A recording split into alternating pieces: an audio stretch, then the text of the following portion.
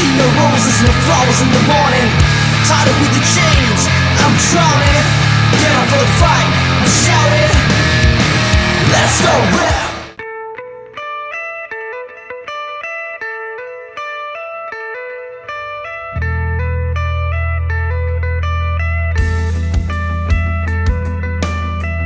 The Harley-Davidson CVO has a twin-cool Milwaukee 8 engine. It has an engine displacement of 1923 cc. Its market price is 50.53 lakhs. Its top speed is 200 km per hour. It has a dual-channel ABS. The service cost is approximately 1 lakh per 10,000 kilometers. So the Harley-Davidson CVO has 8 speakers. So hi everyone, I Go Rev from RPM, Roads, People and Motorcycle. मैं यहाँ पे आपको कोई bike specifications बताने नहीं आया हूँ. I am here to give you the best riders of India and their stories so that you can relive them and understand that it's the best thing that can happen to you in your entire life. Once a wise man said, 4 wheels move the body, 2 wheels move the soul. Of course, he was a biker too. So in my first story, I'll bring you 2 of the finest riders of the city beautiful Chandigarh. One, he's Mr. World 2007. He's 3 times Mr. India. He's 8 times Mr. Chandigarh. He is Mr. Ramakant and a cool sauvage businessman, Mr. Prince Kapoor. इस मंजिल पर ना आगे का ठिकाना ना पीछे की फिक्र, बस मैं और मेरी मंजिल. So let's hear out from the horse's mouth a journey from a traditional bicycle to a Harley-Davidson CVO. We'll start with Ramakant sir. और वैसे है कि मेरे को ना छोटे होते से पैशन था स्ट्रेंथ की गेम का. मेरे को ये नहीं पता था मैंने बॉडी बिल्डिंग करनी है, लेकिन शुरू से ये था कि जो भी पावर गेम है ना उसमें मेरा बहुत इंटरेस्ट रहता है. जैसे रेसलिंग होगी, वेट लिफ्टिंग, बॉक्सिंग, जो ये स्पोर्ट्समैन होते थे मेरे को बहुत देख के बहुत मज़ा आता था. अननोइंगली ऐसा था कि मेरे को 2 व्हीलर में ही मज़ा आता था. इवन साइकिल चला के भी, स्कूटर, मोटरसाइकिल, कभी कारों में कोई इंटरेस्ट नहीं था. तो ऐसे ही एक बाइक का था. पहले साइकिल लेके थी घर वालों ने. 9th में मैं DA स्कूल जाता था 8 सेक्टर, तो वो भी उन्होंने 24 इंच बड़ी ले दी. मेरी हाइट छोटी थी. कहते कल को तू लंबा हो जाएगा, फिर बाइक साइकिल चेंज कहाँ करेंगे. फिर मैं जब जॉब लग गया, फिर मैंने फर्स्ट टाइम थोड़ी देर घर वालों से कहा, कावासाकी लिया, फिर बुलेट लिया, अपग्रेड किया, फिर बुलेट 500 लिया. बुलेट में मैंने 4-5 बार चेंज किए और शुक्र है परमात्मा का. साइकिल अफोर्ड नहीं कर सकता आज, उसकी कृपा से उसी पे चला. तो प्रिंस सर, कितने की बाइक है ये? This is approximately around 50 lakh. 50 lakh? 50 lakh मतलब 2 इंडेवर, 10 i20, 60 पल्सर. सर इतनी तो ट्राई सिटी की पॉपुलेशन नहीं है जितने की आपने बाइक ले ली है. कोई खास वजह? पैशन, बस एक ही वर्ड है इसके लिए, तो पैशन. शौक का कोई मूल्य नहीं होता. ये बंदा वही ले सकता है जिसको शौक है, पैशन है राइडिंग का. लोग गाड़ियों पे 1 करोड़ खर्च सकते हैं, पर बाइक पे 50 लाख रुपया सिर्फ वही बंदा खर्चेगा जिसका पैशन है, जिसका शौक है. सर आप प्रोफेशनली क्या करते हैं? Professionally I am a businessman. मेरी मोहाली में इंडस्ट्री है. करके फिर एक दिन लगा कि हाँ I can buy a CVO with my earnings, so I bought a CVO. तो what about you Ramakant sir? आप जैसे आपने बॉडी बिल्डिंग भी करी और मैंने पहले भी अपने व्यूअर्स को बताया कि सर मिस्टर वर्ल्ड रह चुके हैं, मिस्टर इंडिया रह चुके हैं, मिस्टर चंडीगढ़ रह चुके हैं. तो सर प्रोफेशनली अभी आप क्या कर रहे हैं? अभी मैं डिपार्टमेंट ऑफ स्पेस में जॉब कर रहा हूँ मोहाली में, और साथ में हमारा फादर साहब ने जिम खोला था, हमारा अपना जिम है. तो सर मुझे एक बात बताओ, चांद पे CVO कब लेके जा रहे हो सर?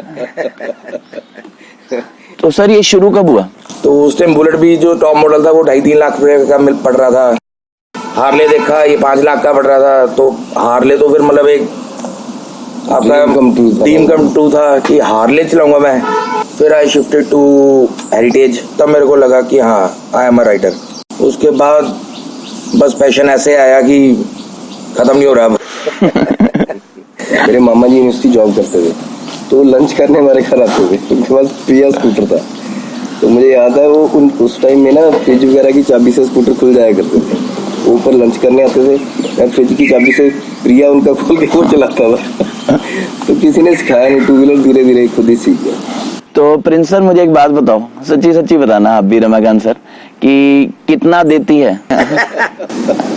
ये तो जब हमने सबसे बड़ा K2K करा था तो जिस पंप पे रुकते थे सबके 3 स्टैंडर्ड क्वेश्चंस है, कितने का है, कितना देती है, कितने पे भागती है। तो सर जो CVO है ये आपकी पहली बाइक है? This is my third bike. पहला 750, then heritage and then CVO। मतलब शुरू ही लोग कहते हैं कि first bike can't be Harley, but मेरी first bike was a Harley. अगर मैं पूछूं आपसे कि CVO की एक खूबी और एक चीज जो आपको नहीं पसंद है? ऐसा कुछ नहीं है, लेकिन स्टार्टिंग में जब आप लेते हो ना तो थोड़ा ध्यान रखने वाली बात है, क्योंकि बाइक का वेट बहुत ज़्यादा है। अराउंड 430 किलो इसका वेट है, प्लस आप एक्सेसरीज वगैरह लगाते हो अराउंड 500 किलो वेट हो जाता है। तो स्पेशली जब आप लो स्पीड पे बहुत यू टर्न लेना है, कहीं टर्न करना है, स्पेशली बहुत लो स्पीड पे, तो गिरने के थोड़े चांस होते हैं। सर कहीं ऐसा तो नहीं कि अब इतने पैसे खर्च दिए तो अच्छा बोलना ही है? नहीं, ऐसा नहीं है। तो स्टार्टिंग में थोड़ा लगा, क्योंकि तब हैंडलिंग में थोड़ा एकदम चेंज था बाइक, लेकिन अब वो उसमें भी कोई दिक्कत नहीं है। तो प्रिंस भाई जी मैं आपसे पूछता हूँ, आपकी भी ये तीसरी बाइक है, तो आपने हेरिटेज भी मेरे को लगता है काफी चला दी थी। 40,000 किलोमीटर, 45,000 किलोमीटर आपने हेरिटेज चलाई। उसके बाद आपको ऐसा क्या लगा कि हेरिटेज में वो बात नहीं है जो CVO में? क्योंकि हम ज़्यादा लंबी राइड्स करते हैं। Heritage was a semi tourer, तो बड़ी राइड्स के लिए आपको एक प्रॉपर टूरिंग बाइक चाहिए थी। So I thought of moving to CVO। मतलब everything, it's a complete bike, it's like you can say S class on a 2-wheeler। तो heated seats, heating grips, what else you can except. पर ये है कि 500 kilo को अगर आपको कहो कि स्टीप कर्व्स मोड़ने हैं, तो ये है कि इतनी बड़ी bike is not meant for that. It's a touring bike, it's meant to ride throughout India. इन राइडर्स ने CVO, अभी इनको 1 साल भी नहीं हुआ है और इन्होंने 28,000 किलोमीटर चला। Whomsoever is planning to buy a CVO, they'll give you the best ideas, best recommendations.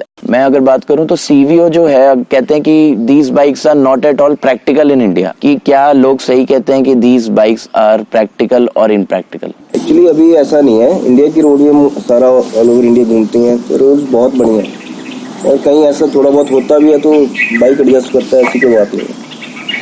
तो यू कैन से कि मैं अगर CVO लेता हूँ कि मैं पूरे इंडिया में कहीं पे भी जा सकता हूँ। हाँ, ऑब्वियसली लेह लद्दाख नहीं जा सकते, बट उसके अलावा तो आप हर जगह जा ही सकते हैं। नहीं, मैं यहाँ पे रोकूंगा। इट्स नॉट दैट कि आप लेह लद्दाख नहीं जा सकते। We are planning to go Leh this year on a CVO, and might be it would be a Harley official ride. तो मैं अपने व्यूअर्स को बताना चाहता हूँ, हमारे साथ जुड़े रहें, आपको दिसंबर से पहले CVO लेह लद्दाख दिखाएंगे, और ये हमारा वादा है। तो मैं अगर पूछूं रमाकांत सर, तो बेस्ट एक्सपीरियंस क्या रहा है? आपने इतने 4 साल हो गए आपको बाइक चलाते हुए। बेस्ट ऐसे है कि मेरे को एक तो गोवा राइड बहुत अच्छी लगती है, ऑलमोस्ट हम हर साल गोवा राइड करते हैं। So what about you Prince sir, आपका बेस्ट एक्सपीरियंस क्या रहा है अब तक बाइक का? बेस्ट एक्सपीरियंस, वैसे तो every ride is a best experience. आप जहाँ पे भी नया जाते हो आपको नया ही सीखने को मिलता है। Kanyakumari to Rameswaram, that route is awesome.